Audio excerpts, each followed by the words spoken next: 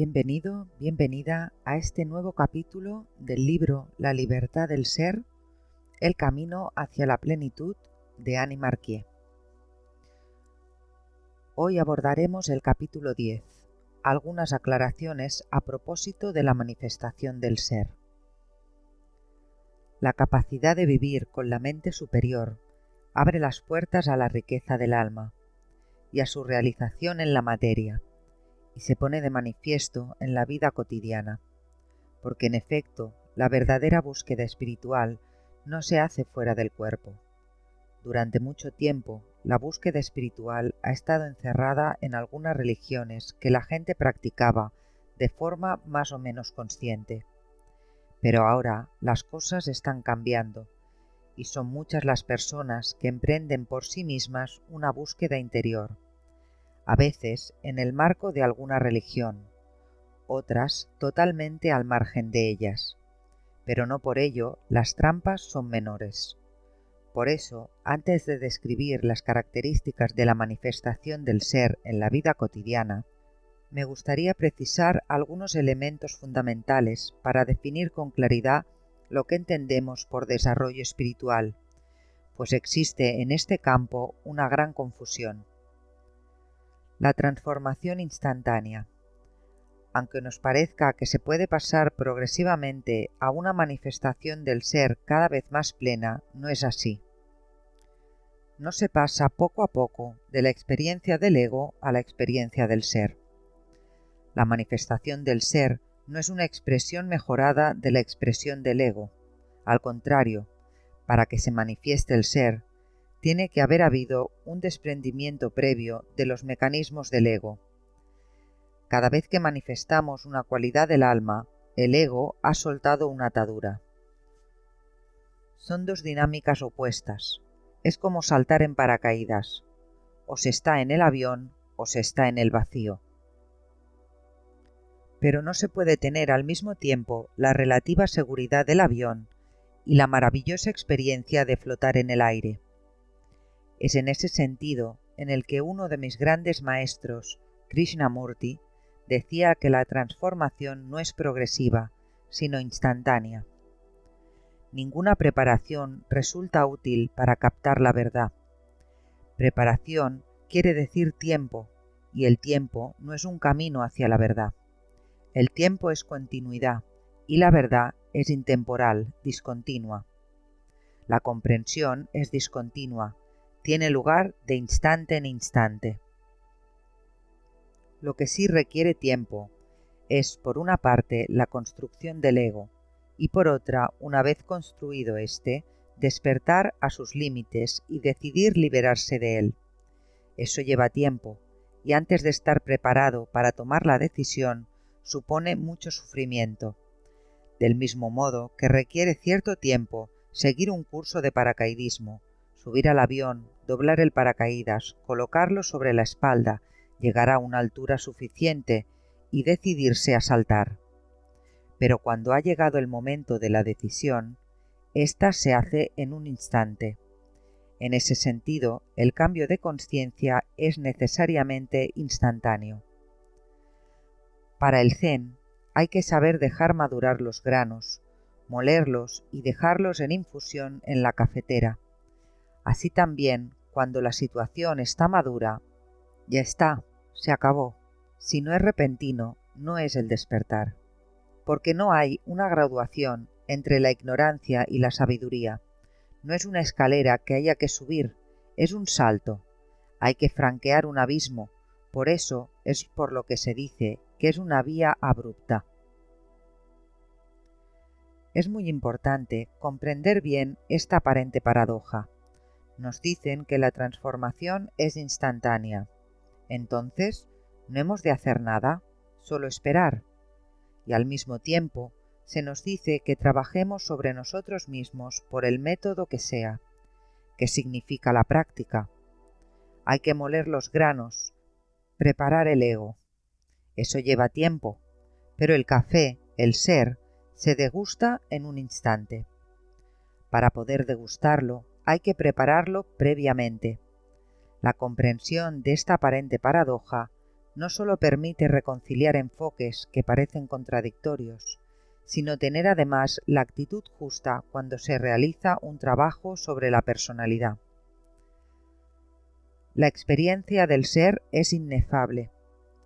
Tendremos que tomar algunas precauciones cuando describamos la manifestación del ser por medio de palabras, pues las palabras proceden de la mente y están cargadas de un significado definido durante siglos por la conciencia inferior. La realidad del ser está por encima de la mente ordinaria, y hay que estar alerta para que el ego no utilice la información que se va a dar, elaborando con ella otro sistema de creencias u otra filosofía vacía. Al intentar expresar en palabras la experiencia del ser, nos encontramos a menudo ante un estado de cosas que parece paradójico, pero intuitivamente lo comprendemos muy bien. Solo hay paradoja, porque la conciencia racional ordinaria, con sus mecanismos habituales, no es capaz de comprender una realidad superior. La experiencia interior del ser no se puede describir, se percibe directa e intuitivamente, siendo nueva en cada instante. Se vive en un estado de consciencia despierta, de inteligencia superior. La comprensión de los mecanismos del alma no es la experiencia del contacto con el alma, pero abre las puertas a esa experiencia que está por encima de toda descripción y puede impulsar a buscarla. Para comprender el espíritu, tenéis que observar cómo funciona globalmente vuestro propio espíritu. Cuando uno conoce todos sus mecanismos, su modo de razonar, sus deseos, sus motivaciones, sus ambiciones, sus centros de interés, su envidia, su avidez, su miedo, entonces el espíritu puede ir más allá de sí mismo, y cuando se trasciende a sí mismo es cuando descubre algo nuevo. La calidad de esa novedad suscita en el ser una formidable pasión, un extraordinario entusiasmo que provoca una profunda revolución interior. Y sólo esa revolución interior puede transformar el mundo, lo que ningún sistema político o económico puede hacer. Un contacto con el alma, bien establecido, entraña de modo natural nuevas actitudes y comportamientos en la vida cotidiana. Eso sí puede describirse, y nos hace confiar con inteligente certeza en las posibilidades de felicidad y de libertad que existen en el interior del ser humano. Las manifestaciones del alma. Es cierto que la consciencia superior puede manifestarse de múltiples maneras. Sin embargo, reina una gran confusión en este campo, y hay muchos mitos respecto a la realización espiritual y a la espiritualidad en general, respecto a la iluminación y a la gran liberación. El aspecto espiritual de la vida ha sido confundido a menudo con aspectos menores o secundarios, incluso con aspectos extraños al camino, haciendo olvidar lo más importante, pero también lo más difícil, la adquisición del dominio de los tres mundos, a fin de que el alma pueda expresar en ellos su voluntad. Las experiencias de trascendencia. A menudo hemos oído hablar del éxtasis místico, un estado que parece aportar una felicidad indecible. Pero ese aspecto no lo abordaremos aquí, pues el estado de éxtasis místico no puede ser analizado. Es una gracia, un don, que llega en el momento más inesperado y sobre todo cuando menos se busca. Porque si uno lo busca por placer o por el poder que cree puede aportarle como persona, nunca lo alcanzará. Si lo busca por esa razón, significa que está todavía atrapado en el mecanismo del ego, se ha extraviado del verdadero camino. La búsqueda del placer, el orgullo y la satisfacción personal son otras tantas trampas tendidas de forma permanente tanto en el camino espiritual como en la vida ordinaria. Las experiencias místicas o trascendentes son valiosas en la medida en que lo llevan a uno a amar más, a servir más, a participar en este mundo de forma más inteligente, amante y eficaz, pero no son indispensables. De hecho, son la expresión de un impulso repentino del alma que quiere penetrar en la personalidad, y no significan en general que se haya alcanzado determinado resultado. Más bien, son la señal de un comienzo. Si la personalidad no está preparada, esas experiencias pueden ser utilizadas por el ego, incluso pueden causar cierto desequilibrio. El desequilibrio no es negativo, porque solo es momentáneo, y si uno sabe dirigirlo, puede conducirle a un mayor dominio de sí mismo. Algunas veces, ese es un medio por el que se alcanza una mayor apertura de conciencia, y puesto que las energías espirituales que rodean el planeta están siendo cada vez más activas en estos tiempos de importantes cambios, es posible que haya cada vez mayor número de personas que tengan este tipo de experiencias. Esto refuerza todavía más la necesidad de desarrollar un control consciente de la personalidad, para que si eso ocurre, ésta pueda recibir el flujo repentino de energía de forma equilibrada y sin interferencias. Pero repito, esas experiencias a las que damos excesiva importancia porque al cuerpo emocional le gusta todo lo que es espectacular, no son necesarias, solo son experiencias puntuales, incidentes del camino, no son el camino. La salud fuera de este mundo.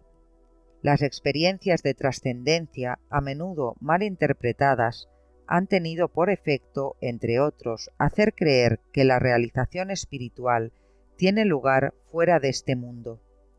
Esta es otra confusión que vamos a tratar de aclarar, porque muchas personas, conscientes de la necesidad de un cambio, se lanzan a la búsqueda espiritual y se alejan del mundo en lugar de integrarse en él con armonía y creatividad.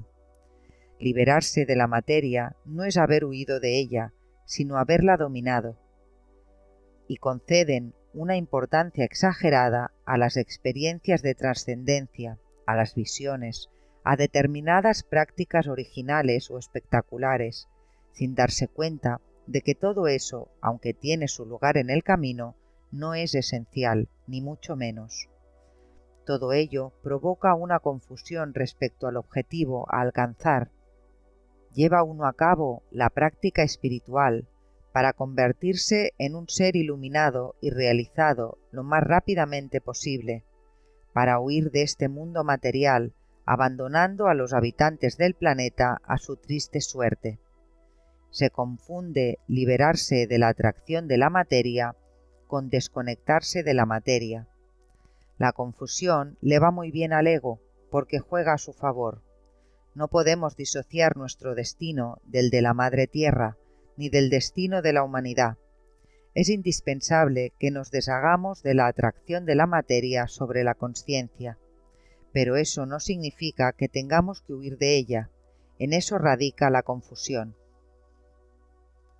No olvidemos que el objetivo del viaje no es intentar huir lo más pronto posible de este mundo sobre las alas de la trascendencia, ni alimentar el ego con cosas espectaculares, sino adquirir el dominio de los tres aspectos de la naturaleza inferior, físico, emocional y mental, a fin de crear en el planeta un mundo de belleza y de amor.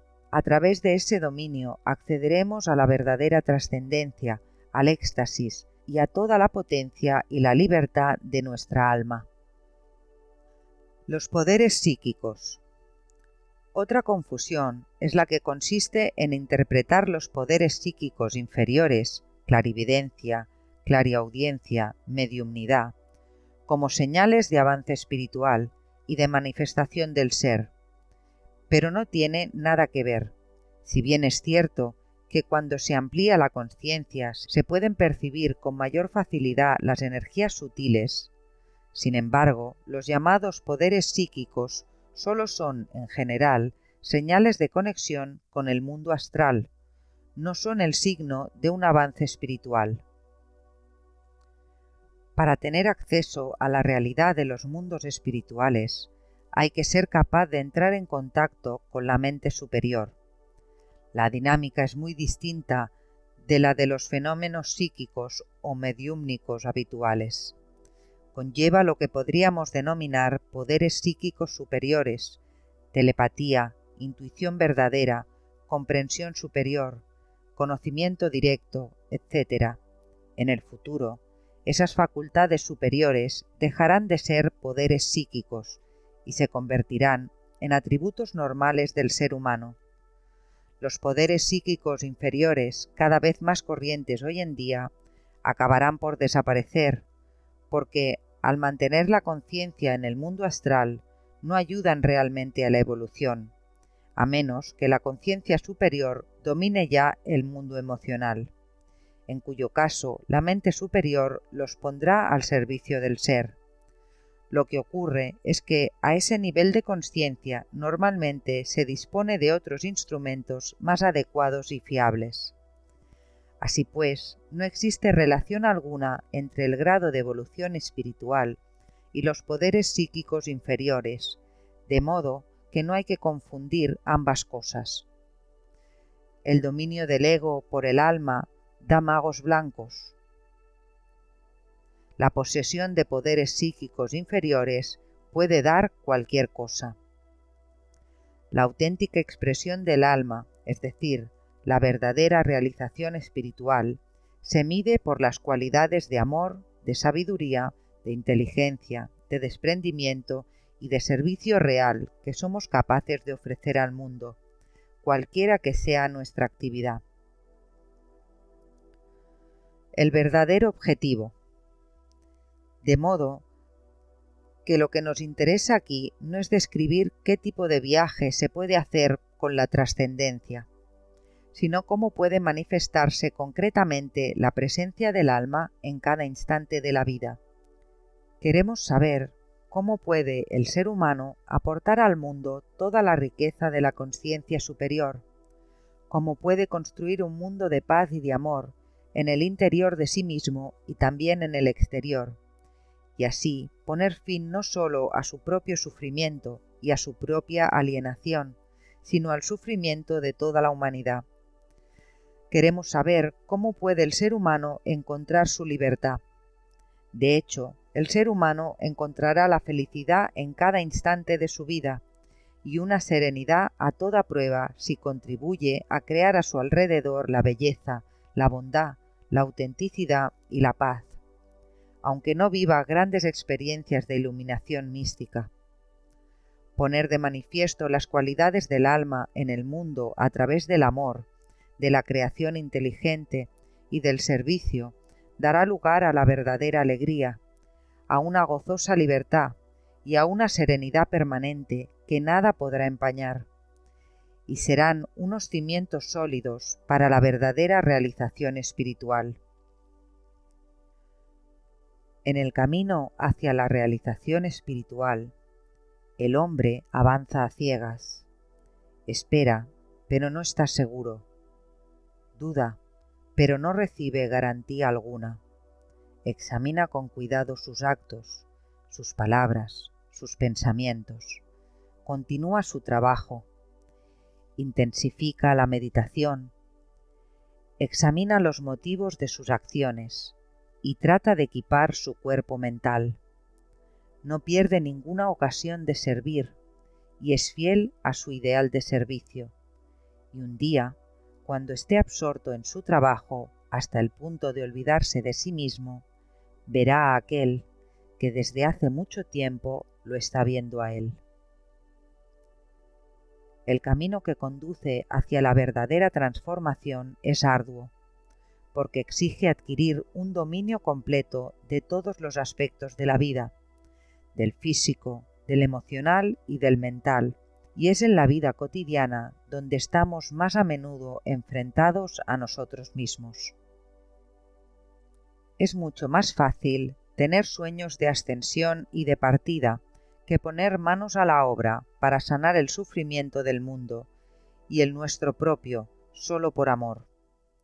Solo ese amor sencillo, humilde, desprendido, ofrecido al mundo a través de un servicio inteligente, nos aportará la experiencia del alma, es decir, nos proporcionará la experiencia de Dios en nosotros y fuera de nosotros.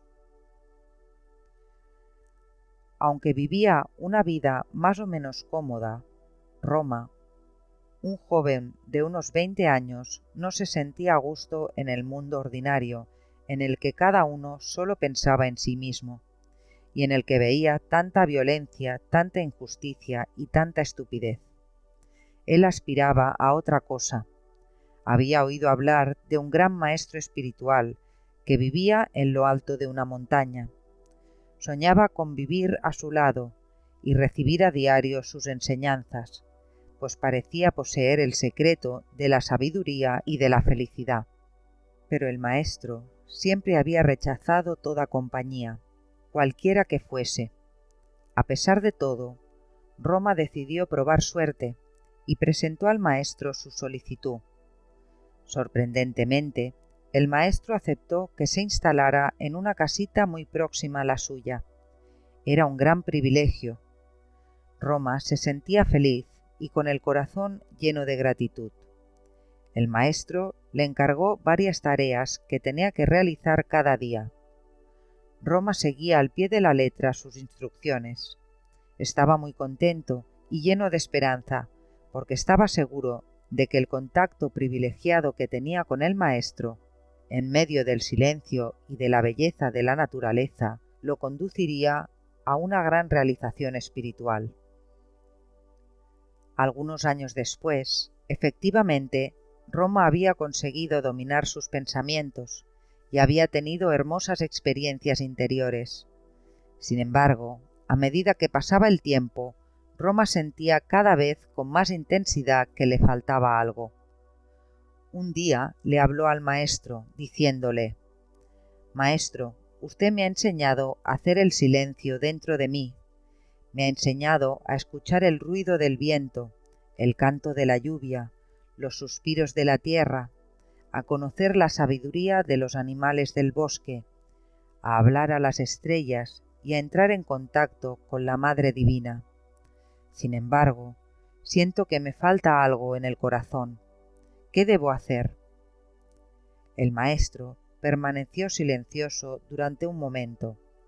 Después miró a Roma a los ojos y le dijo: «Roma, tendrás que bajar de la montaña y volver al mundo. Toma esta pequeña cantimplora de cuero. Tienes que traérmela llena de agua». Roma creyó haber oído mal, pero no había oído mal. Tenía que abandonar la montaña, en efecto, para ir a buscar agua. Le parecía absolutamente ridículo. La perspectiva de volver al mundo ordinario no le complacía en absoluto, ni aunque fuera por un rato. Protestó un poco, pero el maestro fue inflexible. Le dijo que debía marcharse al día siguiente por la mañana y que podría volver cuando hubiera llenado la cantimplora. Perplejo, pero confiando en que aquello le tomaría muy poco tiempo, limpió y ordenó su casita. Al día siguiente descendió de la montaña. Llegó al pueblo al final de la mañana y se encontró en medio del bullicio del mercado. Había toda clase de gente. Todo el mundo estaba muy atareado comprando o vendiendo. Un mendigo, tan sucio que provocaba repulsión, le pidió un poco de dinero. Roma se alejó de él con asco y fue a comprar algunas frutas para comer. La vendedora de fruta estaba muy enfadada y le gritaba a un niño que acababa de volcarle unos cestos. El niño intentó esconderse entre las ropas de Roma, pero éste lo rechazó, porque no quería tener problemas con la mujer ni mezclarse en modo alguno con todo aquel jaleo. Se sentía completamente extraño entre aquella gente y, por encima de todo, frío y distante con todos. Tenía prisa por volver a lo alto de la montaña. Sabía que había una hermosa fuente en medio del pueblo y había pensado llenar allí la cantimplora. Tenía prisa. Empujó a varias personas para acercarse a la fuente y llenó la cantimplora. Satisfecho, emprendió de nuevo el camino de la montaña.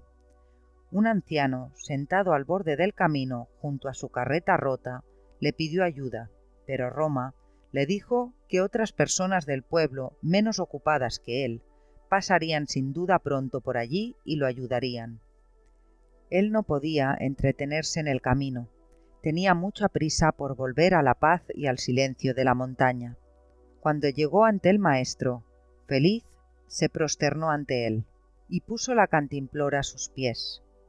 Éste la tomó, le dio la vuelta y no salió nada. Roma, esta cantimplora está vacía, le dijo. Vuelve al mundo y llena la cantimplora. Roma frunció el entrecejo. Estaba seguro de haberla llenado y de haberla cerrado bien. Volvió a coger la cantimplora y sin descansar siquiera un momento, pues tenía prisa por terminar con aquella tarea estúpida, volvió al pueblo para llenarla de nuevo.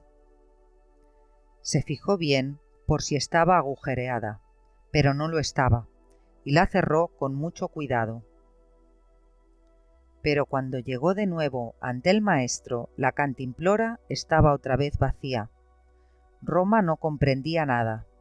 El maestro le dijo entonces: Roma, esta cantimplora solo puede llenarse con un agua muy especial, no con cualquier agua.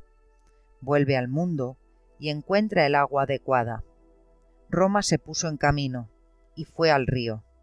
Seguramente la gente que vivía alrededor de la fuente había contaminado el agua con sus bajas vibraciones. La del río era limpia, pura y libre, seguro que era el agua buena. Llenó la cantimplora, pero una vez más, cuando llegó ante el maestro, estaba vacía. Se puso en camino de nuevo. Cada vez tenía que ir más lejos a buscar fuentes y ríos. Ni siquiera necesitaba volver a ver al maestro. Después de haber llenado la cantimplora, él mismo veía que al momento estaba vacía. Esto duró varios meses. Roma estaba cada vez más nervioso, deprimido y desanimado. Empezó incluso a dudar de la validez de la enseñanza de su maestro. Llegó a pensar que se burlaba de él y que en definitiva no era un verdadero maestro, así que decidió no volver a verlo más, puesto que, de todas formas, cada vez lo mandaba de nuevo hacia abajo sin explicaciones, y no tenía ninguna esperanza de poder quedarse en lo alto de la montaña mientras no llevara la cantimplora llena. Roma regresó a vivir al pueblo, como todo el mundo, pero no se sentía feliz. Un día, como la vida le resultaba cada vez más intolerable, decidió ponerse a buscar la buena fuente, aunque pasara en ello el resto de su vida. Así que se puso en camino, probando las aguas de todas las fuentes, riachuelos, ríos y lagos. Hablaba cada vez más con la gente con la que se encontraba. Incluso comunicó a algunos su secreto, pero nadie lo podía ayudar, y la cantimplora seguía vacía. Tuvo que empezar a trabajar para ganarse la vida, pues lo que le había dado el maestro antes de partir lo había gastado ya. Aprendió a trabajar la madera. Encontró a una joven con la que decidió fundar una familia. Su oficio y sus obligaciones familiares lo tenían cada vez más ocupado.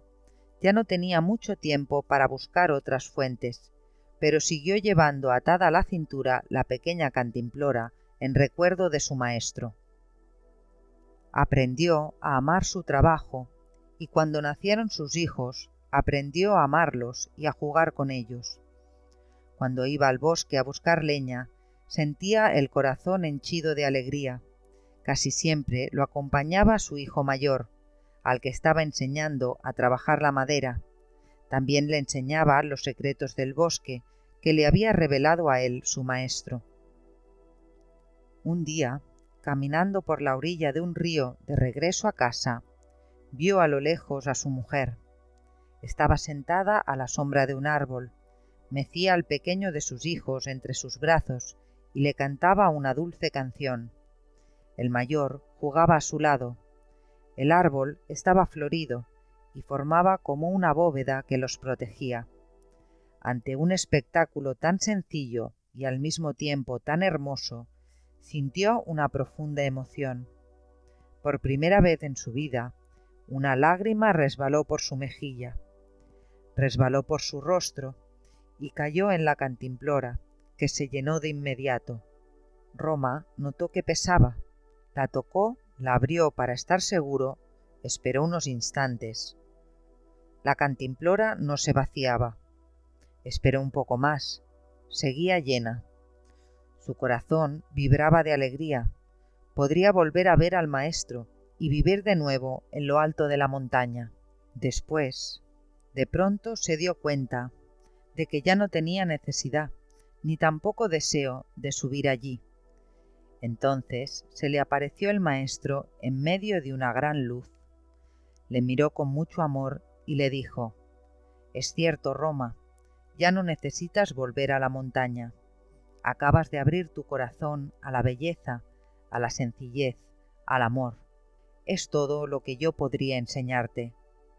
Ahora solo te falta expresarlo con cuidado en la vida cotidiana, en cada uno de tus pensamientos, en cada una de tus palabras, de tus acciones. Has de saber que así yo estaré siempre a tu lado, más cerca de ti de lo que nunca he estado. Así, la luz continuará creciendo en ti e iluminará no solamente tu camino, sino también el de todos aquellos a quienes sepas amar». Y hasta aquí el capítulo 10 del libro La libertad del ser, el camino hacia la plenitud, de Annie Marquier. Si te ha gustado este capítulo, te animo a darle un me gusta al vídeo, también a comentarlo y a compartir conmigo tus reflexiones, tus pensamientos o tu opinión sobre este libro. Si crees que este capítulo o este audiolibro puede ayudar a otras personas, compárteles el vídeo. Y si aún no te has suscrito, te animo a hacerlo. De esta forma me ayudas a seguir creciendo. Gracias por compartir tu tiempo conmigo y nos vemos en el próximo capítulo.